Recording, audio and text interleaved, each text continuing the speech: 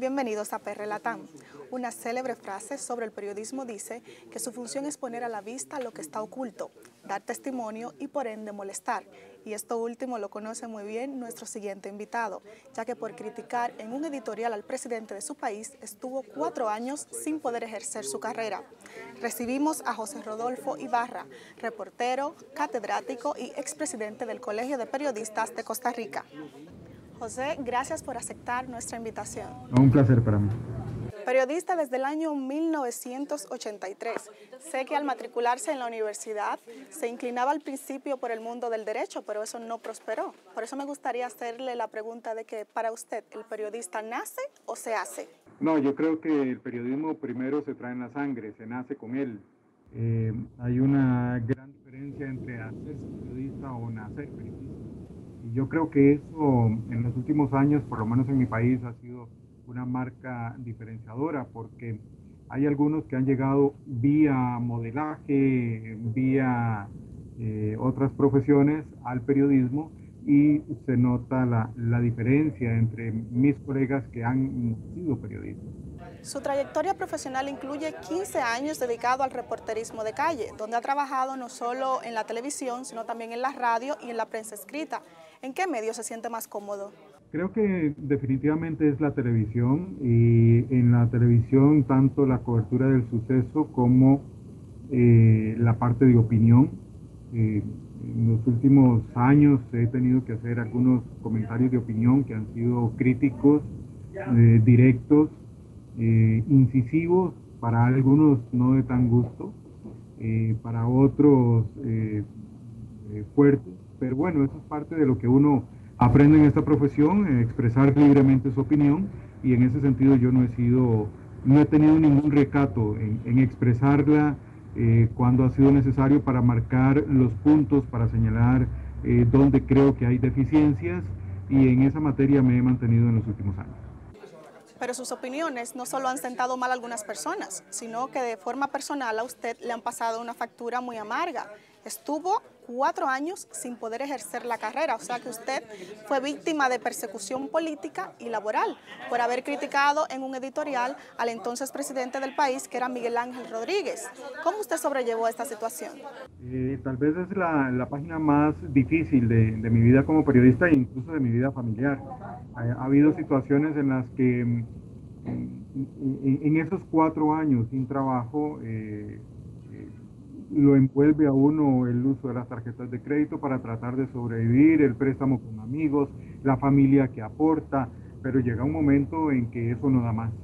Y a raíz de esto tuve algunas enfermedades que también cuando ya te involucra físicamente es difícil. Imagínense para un periodista de televisión el tener que llegar a pedir trabajo con la cara desfigurada por derrames faciales, es doblemente difícil. En esa ocasión, y el video aparece en YouTube, si usted pone libertad de expresión en Costa Rica, ahí lo podrá ver, se estaba señalando un autoaumento del señor presidente de la República en ese momento, Miguel Ángel Rodríguez, y había una crítica generalizada, pero nadie había sido como tan incisivo en el tema, y a raíz de esto hago un comentario editorial que, como usted bien lo dice, me costó despido. Fue una de las partes más difíciles de mi vida. Aunque ese fue el momento más difícil en su carrera, también hay otro hecho negativo, y es que usted fue víctima en el atentado terrorista de La Penca, donde otros 3 periodistas perdieron la vida.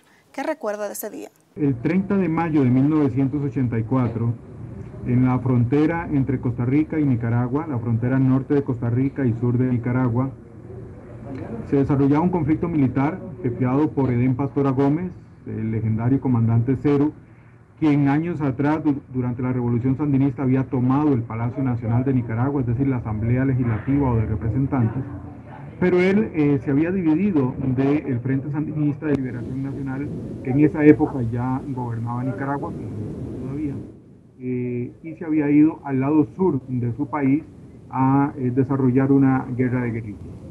En esa ocasión, la prensa nacional e internacional estaba detrás de él porque había un ofrecimiento del gobierno de los Estados Unidos para financiar esa guerra. Ya en el norte de Nicaragua había un frente, el FDN, financiado por los Estados Unidos, y se quería también financiar el Frente Sur, pero Pastora siempre había sido muy crítico de los norteamericanos, igual de los rusos, decía él. En esa disyuntiva, en Pastora era uno, sino el principal objetivo mediático, y estábamos detrás de él. Bueno, a final de cuentas se convoca una conferencia de prensa, y el 30 de mayo de 1984, en territorio nicaragüense, en territorio guerrillero, un sujeto que usó la identidad de Perán puso un dispositivo de C4, un dispositivo de bomba, y lo activó durante la conferencia de prensa que se desarrollaba cerca de las 7 de la noche. En ese lugar murieron en realidad 4 personas, 3 periodistas, una guerrillera, y el resto, 22 colegas, trabajadores de la prensa, resultamos heridos. Algunos de mayor consideración, que le llevaron años en un hospital, como el caso del periodista Nelson Murillo, y otros que nos llevó apenas unos 2-3 meses de recuperación, producto de las esquirlas, las quemaduras, las heridas, la sordera que ocasiona estar dentro de un atentado terrorista. Esto fue lo que ocurrió, y a raíz de eso pues se marca la diferencia entre el antes y después de la penca, que es como se llama el lugar, tanto así que hoy en día el Día Nacional del Periodista en nuestro país es el 30 de mayo, un homenaje a las víctimas del atentado de Madrid. ¿Han influido estos acontecimientos en su forma de hacer periodismo? Claro, definitivamente esos dos hechos desarrollaron en uno, por lo menos yo lo veo en dos situaciones especiales que se desarrollan en uno. Primero, a raíz del atentado de la penca, y le digo a mis estudiantes en la universidad que sepan que el periodista no es inmune, no es Batman, no es Superman, es una persona y como tal es sujeto de muerte. El único requisito es estar vivo. Y que no se le olvide eso a los periodistas, que muchas veces vamos a zonas de conflicto y que creemos que a los demás les pasa, pero a nosotros no. Esa es la primera enseñanza. Y la segunda, con respecto al comentario editorial, es que hay que fijarse muy bien cuál es el escenario donde uno desarrolla su actividad. Hubo un cambio de propietarios en el momento en que se desarrolla este comentario, y ese cambio de propietario es también un cambio de escenario, donde yo creía que contaba con la misma libertad en ese momento, y luego resulta que los nuevos dueños tienen un ligamen directo con el partido que estaba en el poder en ese instante, y triangulan de tal forma que ocasionan no solo el despido, sino hablar con otros propietarios de medios para que no se me dé el empleo. Entonces esas son como las dos grandes enseñanzas que, sin embargo, no me han mermado, por lo menos en la parte de opinión, en la parte de editorial, para hacer comentarios. Aunque ya son más de 30 años dedicado al periodismo, usted no se ha quedado rezagado, sino que es muy activo en las redes sociales e incluso tiene una maestría en nuevas tecnologías. ¿Por qué este interés hacia esta nueva plataforma? Claro, algunos se sorprenden que a mis 54 años dé más bien clases o charlas sobre redes sociales, nuevas tecnologías. Bueno, de hecho me orienté por una maestría precisamente con un énfasis en nuevas tecnologías.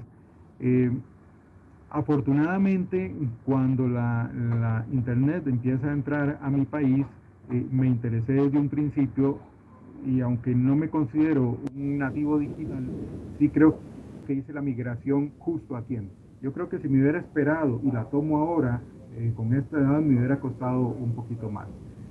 Pero esto es una llave para el futuro. Y yo se lo digo a los estudiantes de la universidad.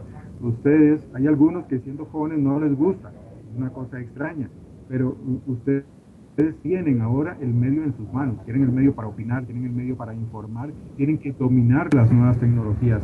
Es el medio de comunicación del siglo XXII, de tal forma que no se puede quedar uno estancado.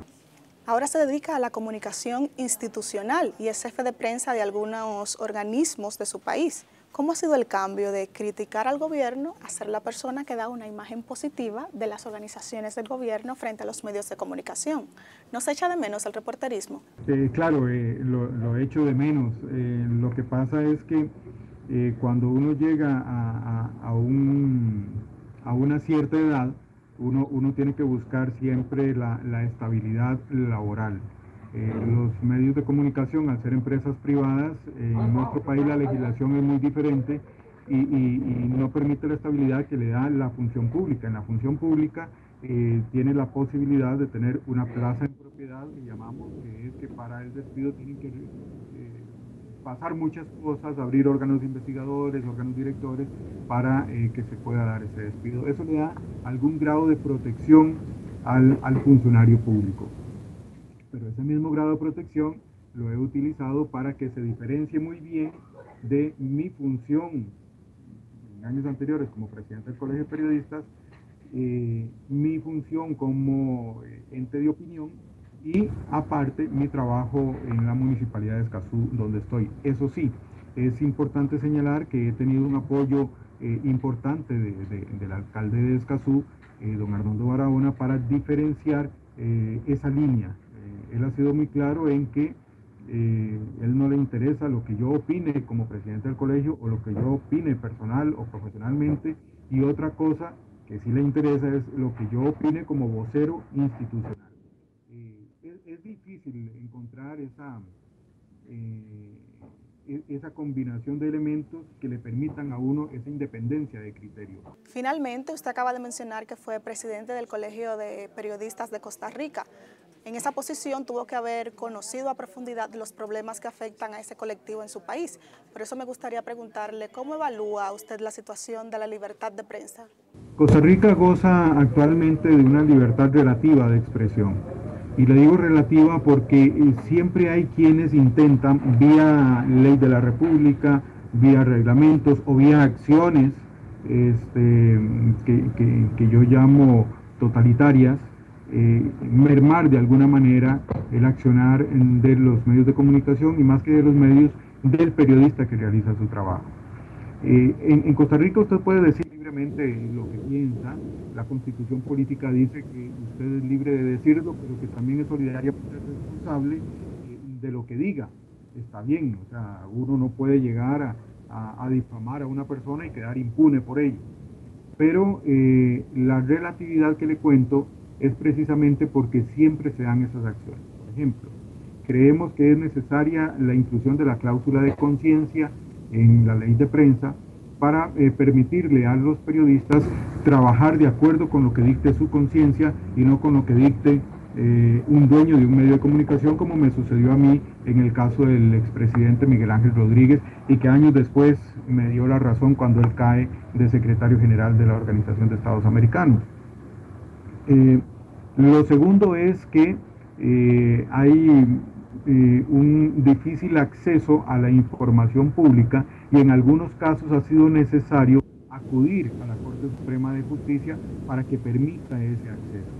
Y en tercer lugar, acciones de algunos, diría yo, políticos de turno que en algún momento determinado se creen dueños de la bola sin saber que el partido de fútbol no es de ellos, sino de la afición. José, ha sido todo un placer para mí poder conversar con usted, así que agradecemos infinitamente que nos haya dedicado su tiempo. No, yo soy el primer agradecido con usted y con PR porque el ser considerado para una entrevista de tan alto calibre es un honor de verdad para uno que ya está en el ocaso del periodismo y que lo tomen en cuenta es fundamental, motivador y bueno, siempre a la orden para usted y para los colegas del resto del mundo, decirles que cuentan en Costa Rica con un amigo. Si tienen que venir a hacer algún trabajo, igual como he hecho antes, les puedo ayudar y en lo que sea estoy para servirles, siempre pensando en que la libertad de expresión es el principal derecho después del derecho a la vida y que con ello tenemos que estar siempre muy atentos, muy vigilantes. Muchas gracias. Conversábamos con José Rodolfo Ibarra, un costarricense que desde 1983 pone en alto el nombre del periodismo latinoamericano y que a pesar de los obstáculos que le han puesto los grupos de poder, él se mantiene denunciando las malas prácticas, criticando lo que está mal y defendiendo el derecho a la libertad de expresión y de prensa. Una de las cosas que dijo es que las redes sociales son los medios de comunicación del siglo XXII, así que tú ponte a usarlos, síguenos en @PRNoticias y comenta con el hashtag PRLatán. Hasta la próxima.